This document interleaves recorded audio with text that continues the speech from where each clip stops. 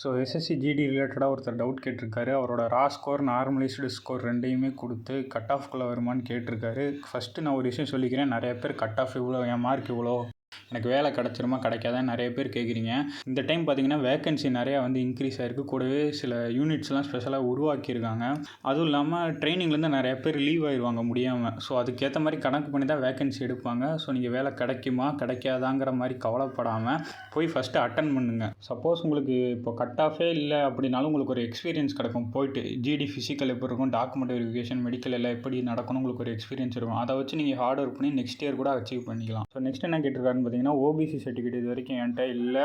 So கொடுத்த ஃபார்மில் டீட்டெயில்ஸில் sign வாங்கிட்டு டேட் வந்து எந்த டேட் போடணும்னு கேட்டிருக்காரு. டேட் வந்து இந்த இயருக்கு ஏற்ற மாதிரி போடணும். தென் ஓபிசி சர்டிஃபிகேட் வாங்கிட்டு கூடவே இந்த ஃபார்மும் வாங்கிட்டு போகணும். வெறும் அந்த ஃபார்மை மட்டும் கொண்டு போய் கொடுத்தா ஏற்றுக்க மாட்டாங்க. நீங்கள் ஓபிசி சர்டிஃபிகேட் இந்த வருஷத்துக்கு புதுசாக எடுக்கணும். அதோட க்ரூஷியல் டேட்டில் இல்லைன்னா இந்த ஃபார்மை நீங்கள் வாங்கிட்டு போகலாம். ஸோ இதே மாதிரி ஜிடியை பற்றி நிறைய டவுட்ஸ் எதுவும் கேட்கணுன்னா நம்ம சேனலை சப்ஸ்கிரைப் பண்ணிட்டு கீழே கமெண்ட் பண்ணுங்கள்.